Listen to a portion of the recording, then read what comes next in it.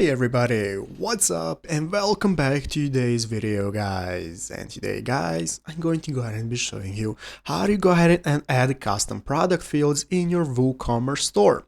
This is a very simple thing to do, so make sure to watch this quick and easy video till the very end, follow my steps correctly so you can make sure this works the same for you and you can do this yourself. But yeah guys, let's get straight into it. So the first thing we want to do is to go ahead and open up the official WooCommerce platform that we are using. Most of the time it's going to be WordPress. So if you're using WordPress for hosting your WooCommerce store, just go to wordpress.com and from here the main page is going to go ahead and be opened up once you have logged into your account. So after logging in, from here at the left side of the screen we can find all the sections we can use for managing our website, and one of them is the plugin section, from where you have set up your WooCommerce store using the WooCommerce plugins. From there the WooCommerce plugin is going to appear in your plugin section and you're going to go and be able to access it and manage it, and this is where we want to follow the rest of the steps. Now here we have an article on how to go ahead and add custom fields using the built-in tools. From our admin dashboard we are going to go into products and open up all products. It's going to appear right here in your plugin section. Once you have installed WooCommerce, it's going to be available right here, and from there you're going to find the product you want to add a custom field to and click edit.